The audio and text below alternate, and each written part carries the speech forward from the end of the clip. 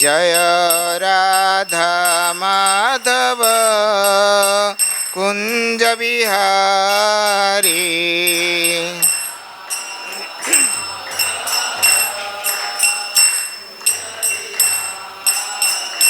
जय राधा माधव कुंज बिहारी।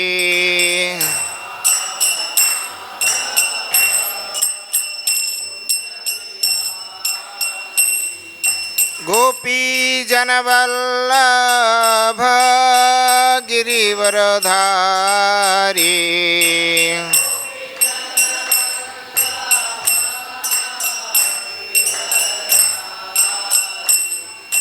यशोदानंदन ब्रज जनरंजन।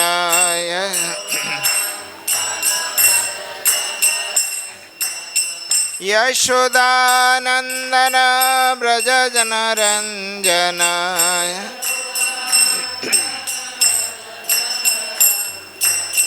जमुना तीर वनचारी।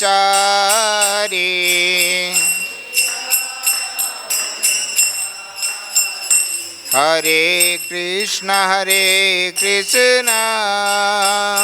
कृष्ण कृष्ण हरे हरे, हरे राम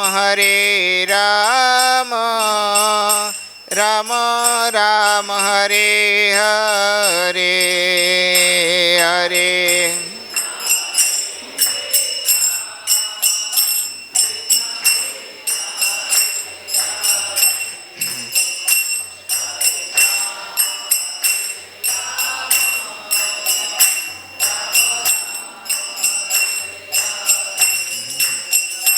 हरे कृष्ण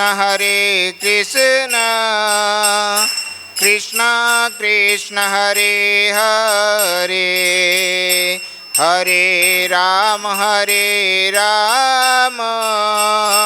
राम राम हरे हरे, हरे कृष्ण कृष्ण कृष्ण हरे हरे, हरे राम राम राम। हरे कृष्ण कृष्ण कृष्ण हरे हरे, हरे राम राम राम हरे हरे, हरे कृष्ण कृष्ण कृष्ण हरे हरे, हरे राम राम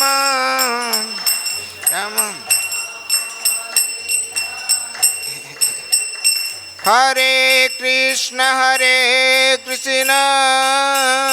कृष्ण कृष्ण हरे हरे, हरे राम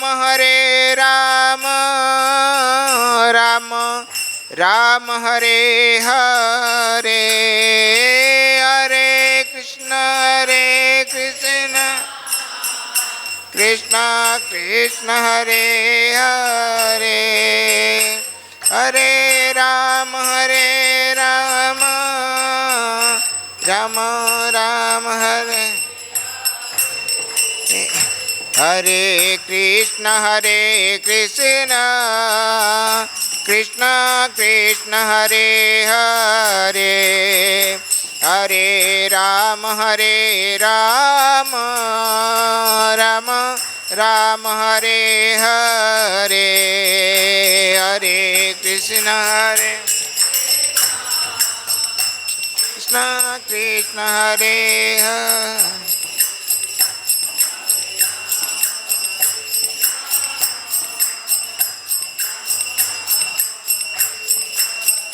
जय कृष्ण बलराम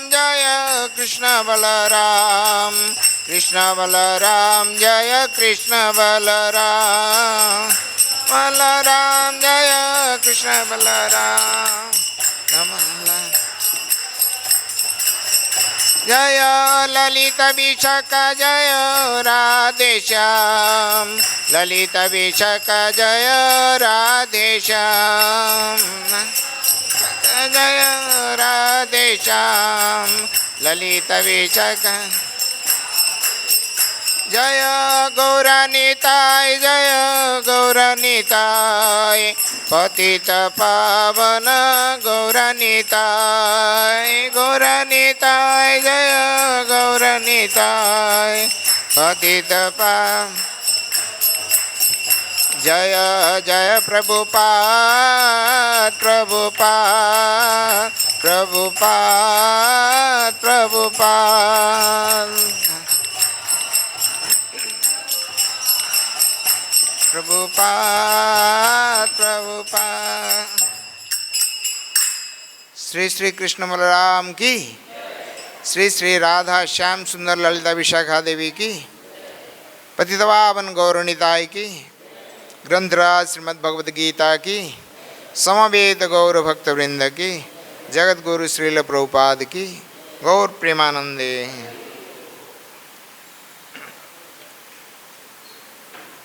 ओम नमो भगवते वासुदेवाय।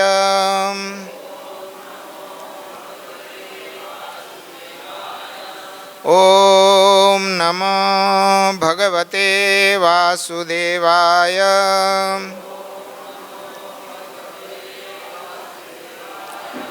ओम नमो भगवते वासुदेवाय।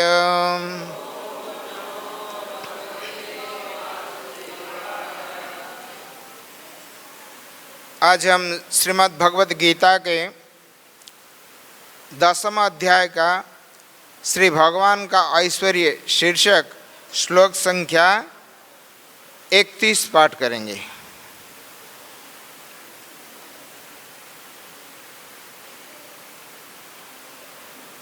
पवनः पवतामस्मि रामः शस्त्रभृतामहम् झषाणं मकरश्चास्मि स्रोतसामस्मि जाह्नवी। पवनः पवतामस्मि रामः शस्त्रभृतामहम् झषाणं मकरश्चास्मि स्रोतसामस्मि जाह्नवी।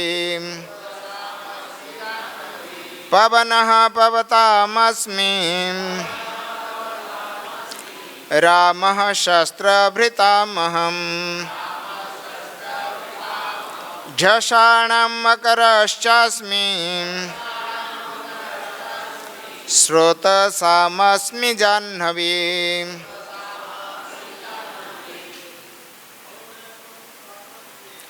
पवनः पवतामस्मि रामः शस्त्रभृतामहम् करश्चास्मि स्रोतसामस्मि जाह्नवी। पवनः पवतामस्मि रामः शस्त्रभृतामहम् झषाणं मकरश्चास्मि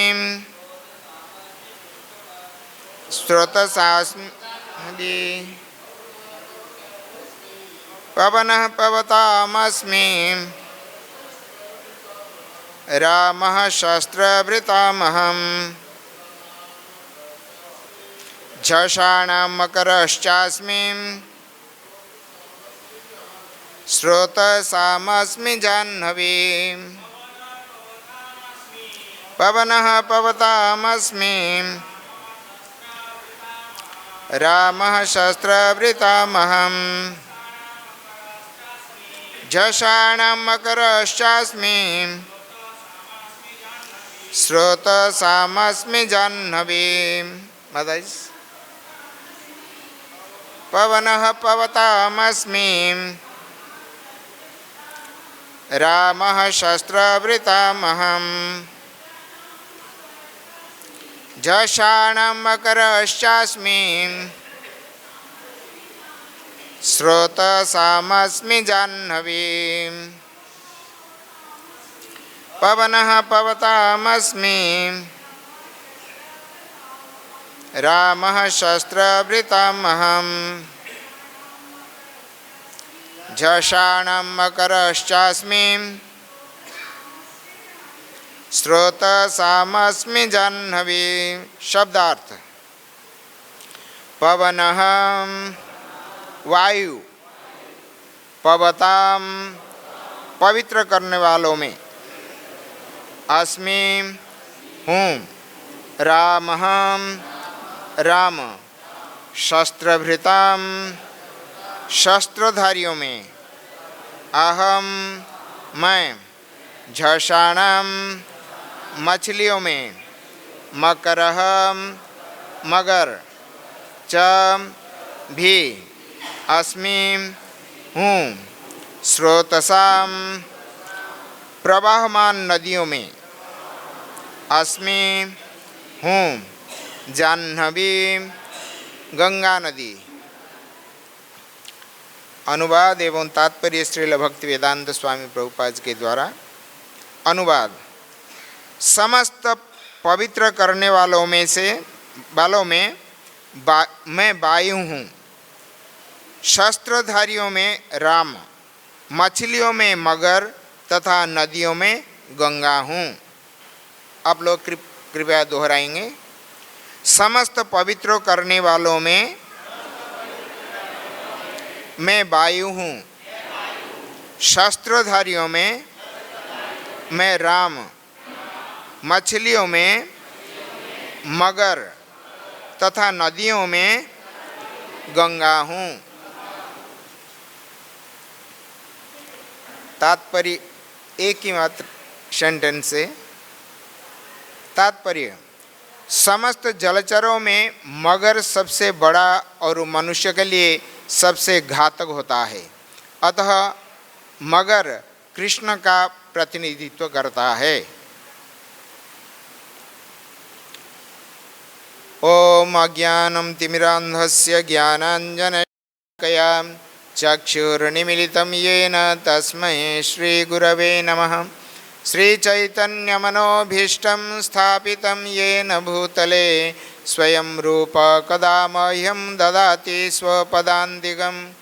वन्देऽहं श्रीगुरोः श्रीयुतपदकमलं श्रीगुरून् वैष्णवांश्च श्रीरूपं साग्रजातं सहगण रघुनाथान्वितं तं सजीवं साद्वैतं सावधूतं परिजनसहितं कृष्णचैतन्यदेवं श्रीराधाकृष्णपादान् सहगणललिता श्रीविशाखान्वितंश्च।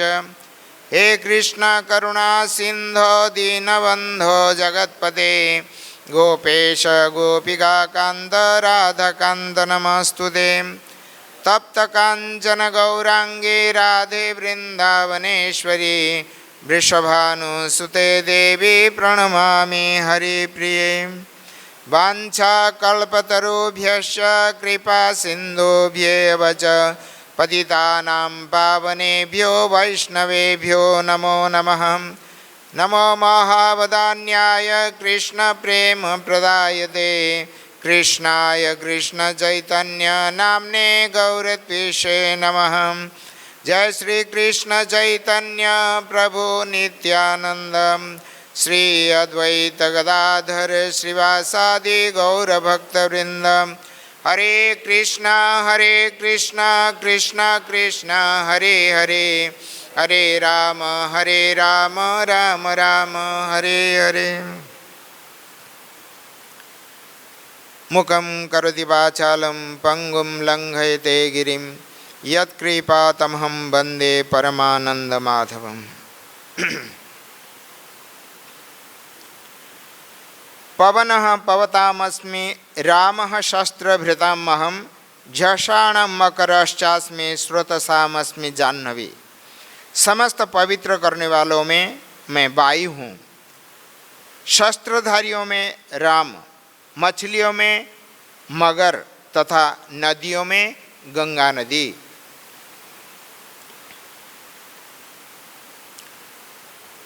तो भगवान श्री कृष्ण अब तक अर्जुन का समक्ष अपना विभूतियों को परिगणन कर रहे हैं। उन्होंने कहा कि जो जो विभूति देवताओं में पाए जाते हैं और मर्त्य में भी, वो एक एक कर उनका समक्ष प्रकाश करेंगे, क्योंकि अर्जुन के मन में बहुत सारी शंकाएं हैं। तो इसलिए भगवान इस प्रकार अपना विभूतियों को अर्जुन के समक्ष प्रकट कर रहे हैं कि इससे पूर्व बहुत सारे श्लोक आप सुने होंगे। तो अब आज का श्लोक में कहते हैं कि पवनः पवतामस्मि। पवनः, मैं वायु हूँ, पवन वायु। पवताम, पावैत्रीणाम, जो पवित्र करने वाले हैं, अथवा वेगवानों में, वेगवानों में जो पवित्र करने वाले हैं, तो मैं वायु हूँ।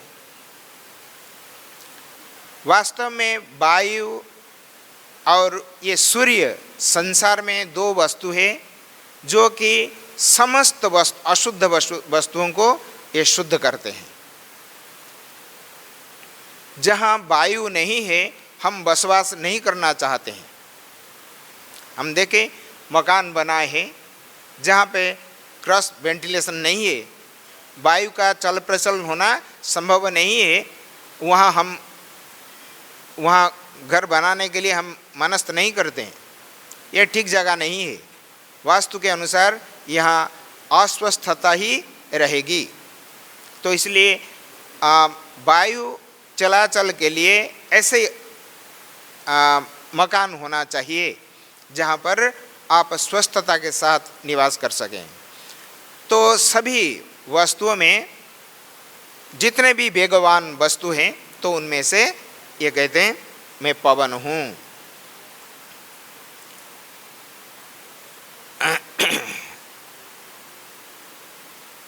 और ऐसे ही तैत्तिरीय उपनिषद में मंगलाचरण में, तो ये वेद का तैत्तिरीय उपनिषद शुक्ल यजुर्वेद का है। तो तैत्तिरीय उपनिषद में मंगलाचरण में एक श्लोक आया है, मंत्र आया है। तो उनमें से वायु का नाम उल्लेख किया गया और उस वायु में क्या विशेषता है, भगवान स्वयं कहते हैं मैं प्रत्यक्ष, तुम वायु तुम प्रत्यक्ष ब्रह्म है, ऐसे शब्द कहा गया है। जैसे कि वो मंत्र है मंगलाचरण का, ओम शन्नो मित्रः शन्वरुणः शन्नो भवतु अर्यमां शन्नो इंद्रो बृहस्पतिः शन्नो विष्णुरुक्रमः नमो ब्रह्मणे नमस्ते वायो त्वमेव प्रत्यक्षं ब्रह्मासि त्वमेव प्रत्यक्षं ब्रह्म वदिष्यामि ऋतं वदिष्यामि सत्यं वदिष्यामि तन्मावतु तद्वक्तारमवतु अवतु माम् अवतु वक्तारम्। ओम शांति शांति शांति। ये मंत्र है, मंगलाचरण का मंत्र है। उसमें आता है नमस्ते वायु हो, नमस्ते वायु, हे वायु आपके लिए हमारे नमस्कार हैं। क्यों? और बहुत सारे देवताएं हैं, तो आप वायु को क्यों नमस्कार कर रहे हैं? ये कहते हैं त्वमेव प्रत्यक्षम ब्रह्मासि। वायु तुम प्रत्यक्ष ब्रह्म है ना? तो इसलिए कहते त्वामेव प्रत्यक्षम ब्रह्म वदिष्यामि, मैं प्रत्यक्ष रूप से आपको तुमको मैं ब्रह्म कहूँगा। वदिष्यामि, और जो कहूँगा शास्त्र के आधार पर ऋतम वदिष्यामि, और जो भी मेरे मन काय मन वाक्य में मैं भी जो स्थिर किया हूँ सत्य रूप से, वो सत्य भी कहूँगा। ऋतम वदिष्यामि सत्यम वदिष्यामि। तो रही बात, ये कहते हैं कि तुम प्रत्यक्ष रूप से ब्रह्म हो। क्यों? वायु को ये प्रत्यक्ष रूप से ब्रह्म कहते हैं। कहते हैं, ये उपमा देकर कहते हैं, जैसे ब्रह्म सर्वत्र विद्यमान है, भगवान सर्वत्र विद्यमान है, लेकिन दिखाई नहीं पड़ते हैं, लेकिन प्रत्यक्ष का विषय है। अगर ब्रह्म भगवान सर्वत्र विद्यमान न होते, सर्वत्र मतलब हमारे अंदर भी विद्यमान है, यही तो सर्वत्र का अर्थ होता है। जो सब जगह में सर्वत्र विद्यमान है तो हमारे अंदर भी विद्यमान है। तो वही पुष्ट करता है कि जैसे हम बोलते हैं, सब कुछ समझते हैं, केवल वो भगवान के अस्तित्व के ही कारण।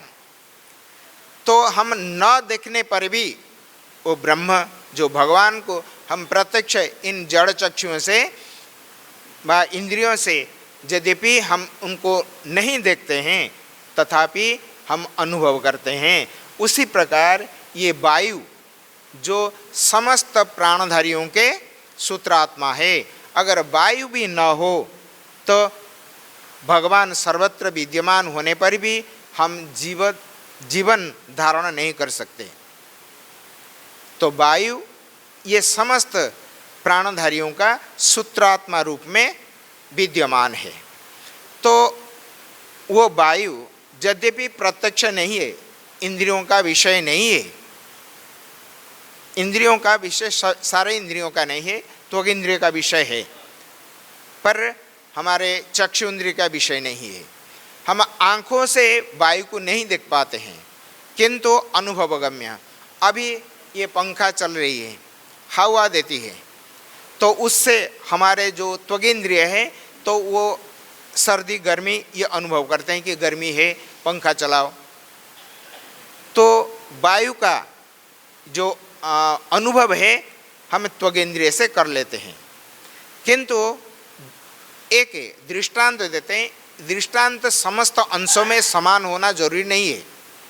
अगर दृष्टांत दार्ष्टान्त के साथ संपूर्ण रूप में अगर समान हो जाएगा तो फिर उपमा उपमेय खत्म हो जाएंगे, है ना। कुछ अंशों को लेकर उपमा व दृष्टांत दिया जाता है, तो उनमें से चक्षु इंद्रिय का विषय नहीं है। जैसे ब्रह्म भगवान हमारे चक्षु इंद्रिय का विषय नहीं है, उसी प्रकार ये वायु भी हमारा विषय नहीं है। इसलिए ये कहते हैं तुम प्रत्यक्षम ब्रह्मासि, तुम प्रत्यक्ष ब्रह्म हो। तो इस प्रकार इसीलिए भगवान कहते हैं जितने भी पवनः पवतामस्मि, पवताम जितने पवित्र करने वाले वस्तु है और वेगवानों में से मैं पवन हूँ, है ना। इस श्लोक में 4 चीज का वर्णन भगवान किए हैं। एक तो पवन का, और भगवान राम का, शस्त्रधारियों में मैं राम हूँ, है ना। पवनः पवतामस्मि, इसलिए भगवान कहते हैं कि मैं जो पावन करने में व पवित्र करने में और वेगवान जितने भी वस्तु हैं तो उनमें से मैं पवन हूँ। और तो प्रभुपाद जी ने कुछ उल्लेख नहीं किया विशेष रूप से। चलिए आगे, राम, ये कहते हैं रामः शस्त्रभृतामहम्। शस्त्रभृत, भ्रिय धातु से भृत बनता है ना। कर्ता में भृत मतलब जो शस्त्र धारण करते हैं, है ना। तो जितने भी शस्त्रधारी हैं उनमें से मैं राम हूँ। राम शब्द बड़े प्यारा शब्द है, कितना सुंदर नाम। ये भगवान का नाम भी, भगवान श्री कृष्ण का नाम भी राम है, क्योंकि वेदों में ऐसे ही राम शब्द का वर्णन किया गया। राम किसको कहते हैं, है ना। कृष्ण को हमें राम कहने से कोई अत्युक्ति व न्यून नहीं होगा। कैसे, वो मंत्र में उल्लेख है, रमन्ति योगिनो अनंते सत्यानंदे चिदात्मनि इति रामपदेन असौ परम ब्रह्म। कहते हैं रमन्ति योगिनो अनंते सत्यानंदे चिदात्मनि इति रामपदेन असौ परम ब्रह्म विद्यते। तो उसका अर्थ क्या है? रमन, प्रभुपाद जी ने बार बार उल्लेख करते हैं, गीता में भी और कहीं कहीं जहाँ जहाँ संभव हो, भागवत में बहुत उस मंत्र को प्रभुपाद जी ने उल्लेख किए हैं। रमन्ति योगिनो अनंते सत्यानंदे चिदात्मनि इति रामपदेन असौ परम ब्रह्म विद्यते। तो रमन्ति योगिनो अनंते, अनंते सत्यानंदे चिदात्मनि, सच्चित आनंद, ये सभी सप्तमी विभक्ति है। तो सत, सत शब्द वाच्य जो है आत्मा परमात्मा भगवान, योगीजन जिसमें रमण करते हैं, रमन्ति, रमो क्रीड़ायाम, ये जो रमु धातु राम शब्द है, ये क्रीड़ा अर्थ में, क्रीड़ा मतलब होता है जो अंदर से दो प्रकार का आनंद हम अनुभव करते हैं। एक तो बाह्य वस्तुओं को लेकर, सनिमित्तक जो उपाधियों से लेकर हम आनंद अनुभव करते हैं, तो उसको आनंद भी कहते हैं, सुख भी कहते हैं। लेकिन हमारे अंदर अपना निजानंद है, हमारे स्वरूपगत जो आनंद है, वो सच्चिदानंद स्वरूप जो है वो आनंद, वही रमु धातु का अर्थ है। अंदर से ही वास्तव में हम स्वरूपत जो आनंद है ये रमु, इसलिए राम का स्वरूप आनंद है। राम का तो बड़े, ये कौन है ही तो परमात्मा, उनको भगवान और उनका गुण कौन सहस्र फणों से जो शेषनाग उनका गुण वर्णन नहीं कर पाते हैं, हम कहाँ के हैं। तो ये कहते हैं रमन्ते योगिनो अनंते सत्यानंदे चिदात्मनि, ये तीनों एक है। सच्चित आनंद, ये तीनों अलग अलग नहीं है, एक ही है। और जिसमें ये सच्चित आनंद रूप ब्रह्म में जो रमण, ब्रह्म ने आनंद रूप में जो रमण करते हैं योगीजन, इसलिए जिसमें रमण करते हैं उनका नाम है राम। रम इति राम, है ना, रमण करने के कारण उनका राम है। ऐसे ही तो राम का संसार में बहुत प्रकाश है, बहुत प्रकाश है, क्योंकि इतने मर्यादापूर्ण, इतने ये, क्योंकि भगवान किस समय क्या जगत को शिक्षा देना है तो स्वयं वो अच्छी तरह जानते हैं। इसलिए तो उन्होंने कहते हैं यदा यदा यदा यदा ही धर्मस्य ग्लानिर्भवति भारत अभ्युत्थानम अधर्मस्य तदात्मानं सृजाम्यहम्। तो इसलिए यदा यदा, जब जब जरूरत होती है तब तब, जब उस समय भगवान राम का प्राकट्य हुआ, उस समय संसार को जरूरत थी कि क्षत्रियों ने अपना स्वधर्म त्याग कर दिया था और हिंसात्मक कार्य में, जो शास्त्र निषिद्ध कर्म, उसमें प्रवृत्त थे। तो इसीलिए भगवान परशुराम देखे कि ये संसार में ये क्षत्रिय ने सभी प्रकार अन्याय अत्याचार, जबकि धर्म को प्रश्रय देना, सुरक्षा देना उनका कर्तव्य है, तो ये लोग सब धर्म का विरुद्ध चल रहे हैं। ये अपना पिता जो ऋषि जमदग्नि थे, तो उनका जो कामधेनु, तो उनको कार्तवीर्य जो क्षत्रिय थे, राजा थे, तो उन्होंने बलपूर्वक उनसे छीन लिया था। तो उन्होंने गुस्से में आकर उन्होंने 21 बार ये धरती पर जितने भी क्षत्रिय थे सभी को नाश कर डाले। यद्यपि सभी दुष्ट नहीं थे, उनमें से और कुछ अच्छे थे, लेकिन एक क्षत्रिय होने के नाते तो उन्होंने प्रण लिया और सबको मार डाले। और फिर भगवान राम जब आए, फिर उनके साथ बड़ा तर्क वितर्क हुआ। तो फिर उन्होंने परशुराम से अपना सारे कला हरण कर लिया और परशुराम समझ गए अब मेरे प्रभु स्वयं प्रकट हो चुके हैं, अब मुझे क्षत्रियों के ऊपर अस्त्र चलाना ठीक नहीं है। उनको अपना धनुष बाण समर्पित करके उन्होंने महेंद्र पर्वत पर चले गए, है ना। ओ राम, क्योंकि राम इतने कुशल है अस्त्र शस्त्र चलाने में, इतने कुशल, क्योंकि है मर्यादा पुरुषोत्तम है, मर्यादा का एक बिंदु विसर्ग भी उल्लंघन नहीं करते हैं, क्योंकि जगत को शिक्षा देने के लिए उनका आगमन है। इतने मर्यादा में रहते हैं, बड़े नाप तोल कर, इसीलिए राम संसार में इतना प्रसिद्ध है, उनका प्रसिद्धि है ना।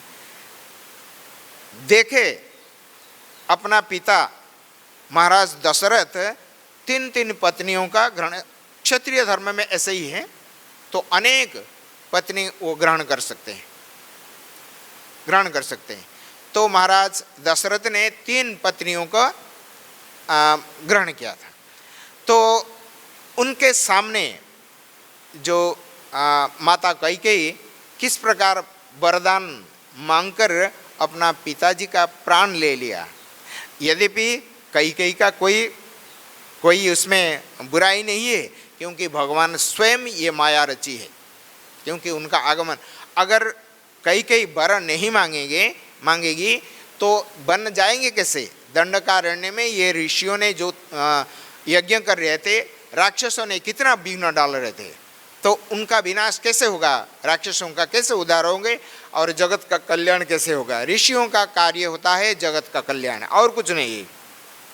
तो उन्होंने जब, क्योंकि राक्षस का परिभाषा वही होता है, विष्णु भक्त भवेत दैवम आसुर तद विपर्यय।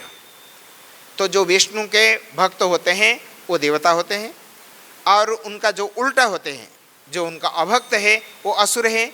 तो स्वाभाविक ही उनका प्रवृत्ति है कि समस्त धर्म कार्य में उन्होंने टांग अड़ाना, विघ्न डालना।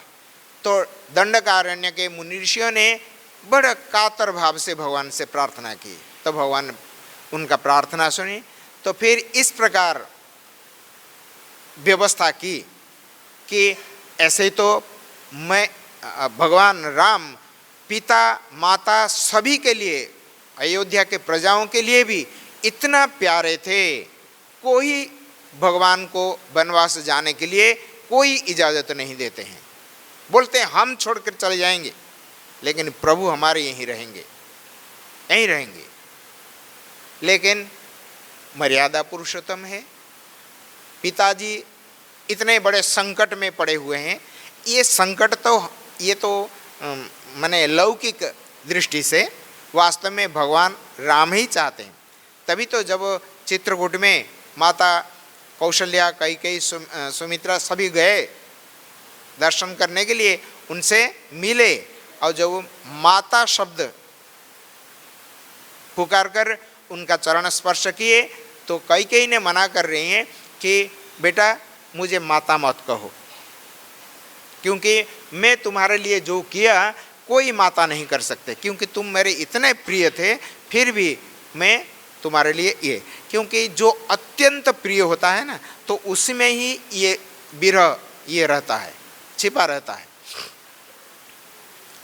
तो भगवान राम पूछ रहे हैं माते, और क्या क्या आपको बोलूं, क्योंकि मैं कैकेयी बोल रही हैं कि मैं तुम्हारे माँ नहीं हूँ। कोई माँ अपना बेटा का इस प्रकार अकल्याण नहीं ना, कहाँ पर, मुझे तो कहीं अकल्याण दिखाई नहीं पड़ रही है, आप कैसे कर रही हैं।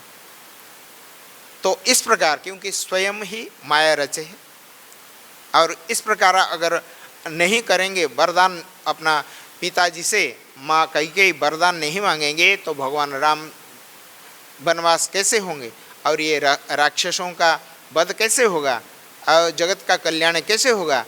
तो इस प्रकार उन्होंने ये किए। हर प्रकार से भगवान ने इतना मर्यादा थे।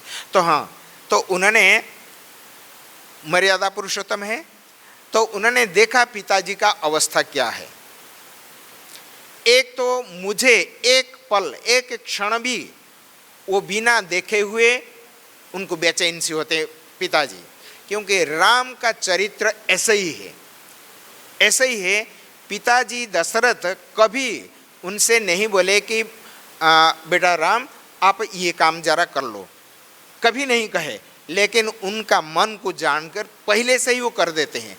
और दशरथ महाराज इतने प्रसन्न थे, इतने प्रसन्न, ये कैसे बालक, और भी 3 बालक हैं, तो वो ऐसे ही तो नहीं है, लेकिन ये कैसे है, ऐसे ही हमेशा सोचते सोचते उनका पूरा राममय हो जाते थे वो। ऐसे ही एक दिन का बात ये है, तो भगवान राम अपना जो महल में सोए हैं, तो माता कौशल्या एवं महाराज दशरथ अपना शयन कक्ष में सोए रहे।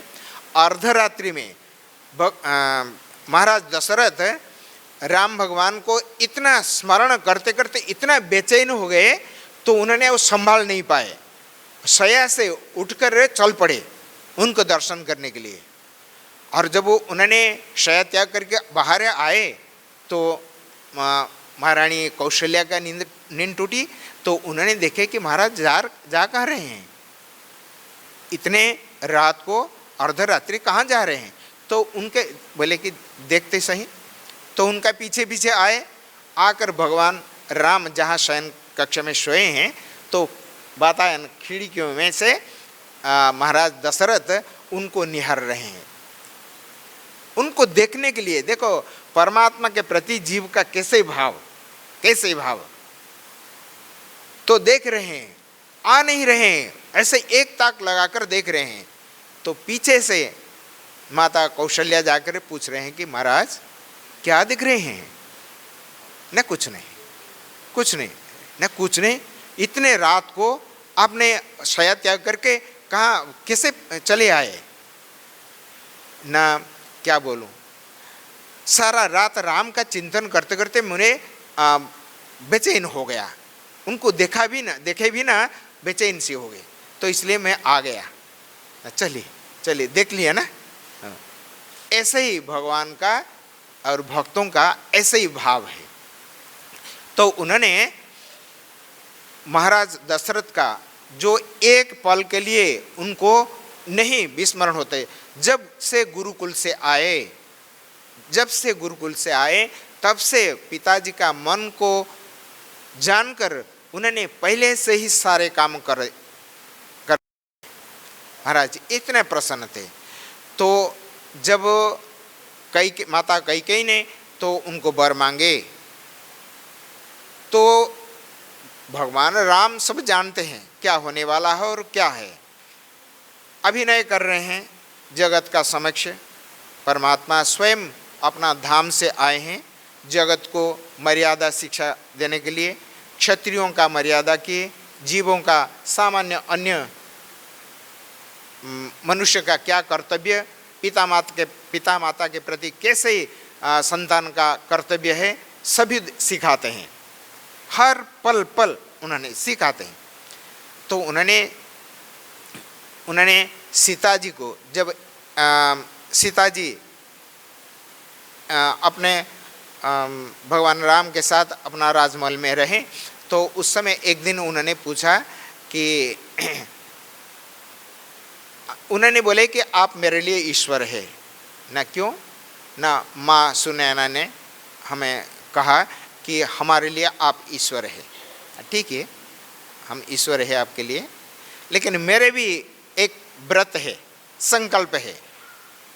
जैसे हमारे पिताजी अभी तो वनवास नहीं हुए, अभी उससे पहले जब विवाह के बाद कुछ दिन के बाद उन्होंने कहते हैं कि मैं संकल्प लिया हूँ, मैं एक ही पत्नी ग्रहण करूँगा, मेरे अनेक नहीं। जैसे हमारे पिता महाराज दशरथ, उनका 3 पत्नियाँ हैं, हमारे माँ हैं, तो उस प्रकार नहीं, मैं एक पत्नी व्रत हूँ, मेरा ये संकल्प है। तो क्यों उन्होंने संकल्प लिया इस प्रकार? एक पत्नी, क्या भगवान लक्ष्मी सहस्र शतसंभ्रम सेव्यमानम, कतार लगे कर खड़े हुए उनका सेवा करने के लिए, तो अभी इस अवतार में, राम अवतार में एक ही पत्नी क्यों? अनेक पत्नी क्या वो परमात्मा भगवान है, अनेक पत्नियों को संभाल नहीं पाएंगे ना? नहीं, जगत को यही शिक्षा देते हैं कि पिताश्री हमारे महाराज दशरथ 3 पत्नियों को ग्रहण करके अब किस प्रकार कष्ट भोगेंगे, और उनके जो क्षत्रिय धर्म को निभाते हुए और मेरे विरह में अपना प्राण त्याग देंगे। इस प्रकार भावना से उनको कह रहे हैं कि देवी सीते, मेरा यही संकल्प है कि मैं इस जीवन में एक ही पत्नी ग्रहण करूँगा। और बाद में भी वही कहे कि नहीं, जब सीता जी वाल्मीकि आश्रम में थे तो उन्होंने यज्ञ किए थे, तो उसमें स्वर्ण सीता ये करके उनको बैठा करके यज्ञ समापन किए। तो इस प्रकार भगवान राम एक मर्यादापूर्ण, इतने मर्यादा में हर बात उनका सब जगत को शिक्षा के लिए मर्यादा से ही वो करते थे। यह राम शस्त्र वृतम, ये शस्त्रधारियों में सर्वश्रेष्ठ है ना? सर्वश्रेष्ठ है, पर अनावश्यक एक भी बाण किसी जीव के प्रति उन्होंने कभी छोड़ा नहीं। आवश्यक हो तभी, है ना?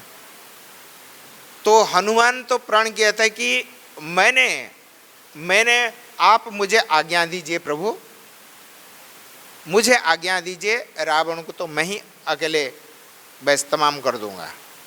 बोले नहीं, वो काम मेरे लिए है, तो मैं ही उसका काम तमाम करूंगा। तो इसलिए भगवान जो भी काम करते हैं, शस्त्र उठाने से लेकर जो भी कर्म करते हैं, सब मर्यादापूर्ण, अननेसेसरीली एक भी बाण किसी अबोध जीव के लिए उन्होंने छोड़ा ही नहीं। जो भी किया सारे को सारे मर्यादा में रहकर ही किए, तभी तो उनको भगवान होते हुए इतने बड़े समर्थ राजकुमार राजपुत्र स्वयं राजा भी बन गए, फिर भी उनका दिनचर्या इतने कष्टमय है। क्योंकि स्वाभाविक जो प्रजापालक होते हैं तो कितने प्रजाओं को उन्होंने सुखपूर्वक रहने देते हैं, जब वो खुद ही असहज अवस्था में रहा करते हैं। तो ये है भगवान राम का। और भी है, ये कहते हैं झषाणम मकरश्चास्मि। झषाणम, झष मतलब मीन, मत्स्य।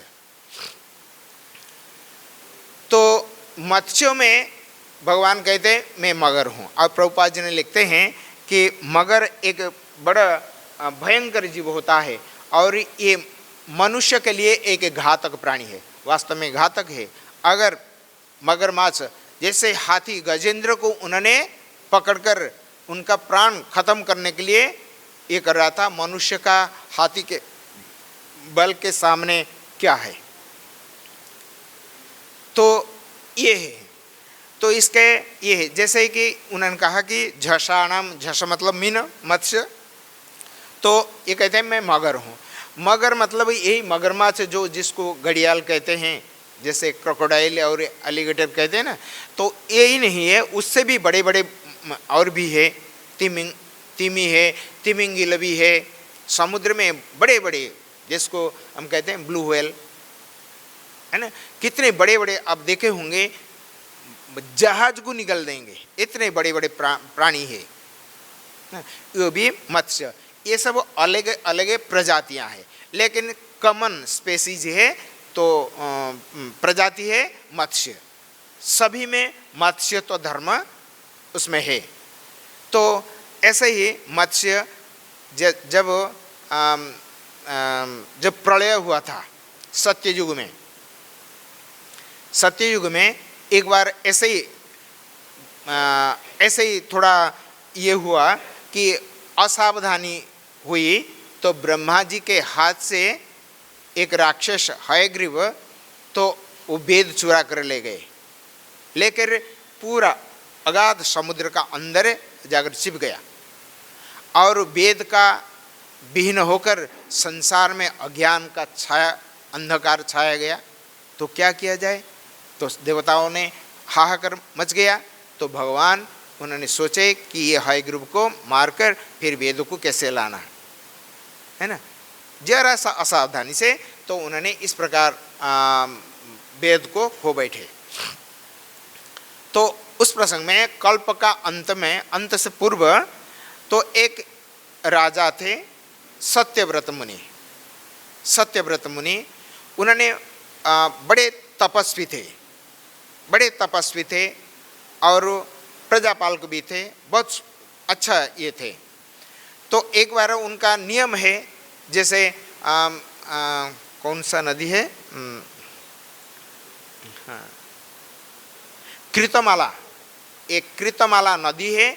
तो उन नदी में रोज जाकर तर्पण के लिए अपना पितृ तर्पण करते थे, देवताओं को अर्घ्य आदि देते थे। तो इस प्रकार उनका नियम है। तो प्रातःकाल जब सूर्य उदय हो जाते हैं तब सूर्य भगवान को अर्घ्य पाद्य आदि अर्पण करके पितृपुरुषों को भी तर्पण करते थे। तो एक दिन उन्होंने अंजलि से जब जल लिया, कृतमाला नदी से जल लेकर पूर्व रीत्या जो अर्घ्य तर्पण आदि कर रहे थे, तो उस समय एक छोटी सी एक मछली उनका अंजलि में आ गई। जब आ गई, राजा ने देखा अरे एक मछली आ गई उसमें। तो उन्होंने उनको फिर पानी में, जल में, नदी में फिर उनको बहा दिए। तो वो जो बहा दिए तो उन्होंने तुरंत बोलने लगे, महाराज आप बड़े दयालु है, कृपालु है, लेकिन इस नदी में बड़े बड़े मछलियां हैं, तो ये छोटे छोटे मछलियों को वो खा जाते हैं, तो आप कृपा करके मुझे सुरक्षा दीजिए। तो क्या करूं? तो उन्होंने फिर जब अंजलि में जल उठाए तो फिर आ गए। फिर जो आ गए तो इस प्रकार बोले, तो महाराज ने अपना कमंडल लिए थे, कमंडल में उनको धर दिए। जब धर दिए तो भले कमंडल में हो गया तो मैं घर में लेके जाऊंगा, रोज पानी, नया पानी दूंगा, कुछ दाने दे दूंगा, खाकर रहेंगे, कोई ये नहीं। तो जब दूसरा दिन देखे तो देखे कि कमंडल से पूरा कमंडल भर गए हैं, इतना बड़े हो गए। तो महाराज से बोले कि महाराज आप अन्यत्र मुझे जगह दीजिए, मैं कमंडल में समा नहीं रहा हूँ, समा नहीं रही हूँ, और अब बड़े जगह में मुझे रखिए। तो उन्होंने बोले कि ठीक है। एक मटका लिए, कमंडल छोटा था, मटका बड़ा है, तो मटका में पानी भर दिए और उसमें रख दिए। फिर दूसरा दिन जब जाकर देखे, पानी निकाल कर नया पानी डालने के लिए गए, तो उन्होंने बोली कि महाराज यहाँ पे भी मुझे मतलब असहज अवस्था है, मुझे ये जगह संकीर्ण हो रहे हैं, अब और मुझे और दूसरा जगह दे दीजिए। और बोले कि क्या करूं? तो फिर उन्होंने बोले कि मैं तालाब में लेके छोड़ देता हूं। तो तालाब में लेके छोड़ दिए, तालाब में भी बहुत बड़े हो गए। दूसरा दिन जाकर देखे तो बहुत बड़े हो गए। फिर वही बात बोली कि महाराज यहाँ से मुझे और दूसरा, फिर नदी में लेकर छोड़े, नदी में भी ऐसे ही बहुत बड़े हो गए। फिर लेकर समुद्र में छोड़े, समुद्र में जो छोड़े तो समुद्र में भी इसी प्रकार महान विशाल काय शरीरधारी ये हो गई मछली। तो और राजा मन में जो शंकाएं तो अभी उनको प्रकट किए। आप भगवान बताइए भगवती, आप कौन है? आप कौन है? मेरे से बात करते हैं और मैं कभी इस प्रकार मछली देखा ही नहीं अब तक, जो एक एक दिन में इतने विशाल काय शरीर को बढ़ाते जाते हैं। तो उन्होंने कहा मैं भगवान हूँ। अब जो हयग्रीव राक्षस ने वेद को भगवान ब्रह्मा जी से चुरा कर ले गया, तो उनको मारने के लिए और वेद को उनका हाथ से लाकर फिर ब्रह्मा जी को अर्पण करने के लिए मैं आया हूँ। लेकिन मुझे आपका सहायता चाहिए। ना बताइए प्रभु क्या क्या करना है मुझे, ना आज से लेकर 7 दिन का अंदर महाप्रलय होगा, इतने बारिश होगी, इतना बारिश होगी कि संपूर्ण पृथ्वी जलमग्न हो जाएंगे, कुछ भी नहीं रहेगा। लेकिन आपका पास एक नौका आकर पहुंचेगी, और नौका में 7 सप्त ऋषियों के साथ जितने भी अनाज है बीज रूप में, तो उनको उसमें लाद कर आप वहीं बैठ रहना, और मैं फिर आपको दर्शन दूंगा। ठीक है, ठीक। महाराज इस प्रकार जब उस बात सुनकर उनका मन में आश्चर्य होकर बोले 7 दिन तक उन्होंने प्रतीक्षा की, और इसके बाद सचमुच बारिश हुई, मुश्किल में इतने बारिश हुई कि संपूर्ण पृथ्वी जलमग्न हो गया, कहीं कुछ भी नहीं दिखाई पड़ा, पेड़ पौधे जो पर्वत पहाड़ ये सब पूरा जल का नीचे रह गए। और सचमुच उनके पास एक नौका आकर पहुंची, तो उन्होंने जो भगवान का आज्ञा थी, तो आज्ञा के अनुसार उन्होंने जो सप्तऋषि क्रतु पुलह पुलस्त्य अत्रि अंगिरा वशिष्ठ मरीचि इनको लाकर उन्होंने वो सवार कर दिए, और जितने भी अनाज का बीज रूप में सब उसमें डाल दिए, और देखते देखते भगवान वहीं मछली रूप में आकर देखिए, और अपना दांत से वो रस्सी को खींचकर और ला चलाए। फिर इतने में प्रलयकालीन वो वर्षा समाप्त हो गया। समाप्त होने के बाद तो उन्होंने सारे वृत्तांत बताए। बोले हाँ, उन पहले कह दिए थे कि जब आप उनको नाव में धर रखिए और मैं आऊँगा, आपको ज्ञान दूंगा, सभी ऋषियों को भी ज्ञान दूंगा, और फिर ये प्रलय शांत होने के बाद फिर उस असुर को, राक्षस को मैं मारूंगा, और वेद को फिर ब्रह्मा जी को वापस दूंगा। तो वही किए। तो फिर उन्होंने ये तो मछली, तो और भी एक रह गया और क्या कहते हैं, स्रोतसा, ये तो बड़ा है, गंगा जी है। तो इसी प्रकार मीन जो मछली है वो भी मगर है ना। तो मकर, तो ये कहते हैं मकरश्चास्मि। मकर का अर्थ होता है जो इतने विशाल काय होता है, तो अन्य प्राणियों के प्रति जो भय का कारण बनते हैं। तो उस प्रकार इतने विशाल काय वाला जो शरीर, ये जो मछलियाँ होते हैं समुद्र में बड़े भयंकर होते हैं, उनको भी मगर कह सकते हैं। प्रजाति में भिन्न भिन्न है। तो और रहा है कि और गंगा जी स्रोतसाम अस्मि जाह्नवी वेगवताम, जो स्रोत रूप में प्रवाहित तो होने वाली जितने भी नदियां हैं, मैं उनमें से गंगा हूँ। गंगा हम जानते हैं, गंगा का महिमा तो इतने है। गंगा गंगेति यो ब्रूयात योजना नाम सतेरपि। अगर आप गंगा स्नान करने जा रहे हैं, गंगा स्नान तो किया ही नहीं, लेकिन 100 योजन पहले से ही गंगा गंगा आप करते हैं, तो सर्व पाप विनिर्मुक्त विष्णु लोकम सगच्छति। क्योंकि स्वयं गंगा जी किस प्रकार धरती पर उन्होंने आई, और केवल लोक कल्याणार्थ, लोक कल्याणार्थ भगीरथ ने कितने कष्ट सहन करके उनको ये धरती पर लाई है ना। तो ऐसे ही कहावत है, भारते बहवः नद्यः वर्तन्ते सजला सदा, तासु गंगा सुविख्याता पवित्रा पापनाशिनी, हिमालयात् प्रसूता सा लोकानां मंगलाशया आर्यावर्तम अतिक्रम्य सागरणम ससंगता। सभी जितने भी नदियां हैं, सभी का स्वामी है समुद्र, सभी उसमें ही समा जाते हैं। अपना पति के चरण में सभी अपना जीवन उत्सर्ग करते हैं। तो गंगा जी का तो गंगावतरण तो ये तो एक क्लास, तो ये नहीं कैसे प्रभु जी आ गए गंगा जी का अवतरण कैसे ये करेंगे, तो वरना अभी टाइम तो ख़त्म हो गया, 6 बज गया। तो गंगा जी का महत्व तो सब जानते हैं, किस प्रकार गंगा जी ये है। और गंगा का ऊपर वाल्मीकि ने खूब सुंदर सुंदर अष्टक लिखे, गंगा अष्टकम, और आचार्य शंकर भी लिखे हैं। तो उसमें कैसे ब्रह्मा, ये गंगा जी कैसे ब्रह्मा जी के कमंडलू में थे, है ना। तो पहले तो कैसे कहते हैं, ब्रह्मांडम खंडयंती हर शिरसि जटा बल्ली मूलाश्रयंती सोरलोकादापतंती कनकगिरी गुहा गंड शैलात् पतंती क्षोणी पृष्ठे पृथ्वी, क्षणी मतलब पृथ्वी, क्षोणी पृष्ठे लुठंती दुरित चय चमुर निर्भरम भर्चयंती पाथोदिम पूरयंती सुरनगर सरित। ऐसे ये करते हैं।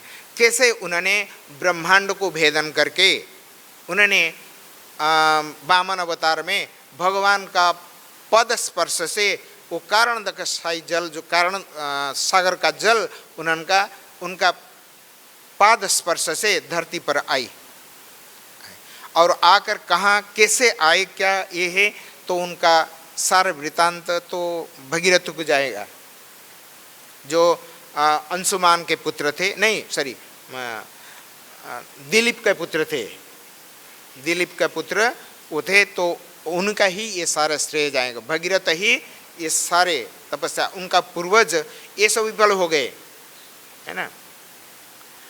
बाहुक वो राजा थे, तो उनका पुत्र थे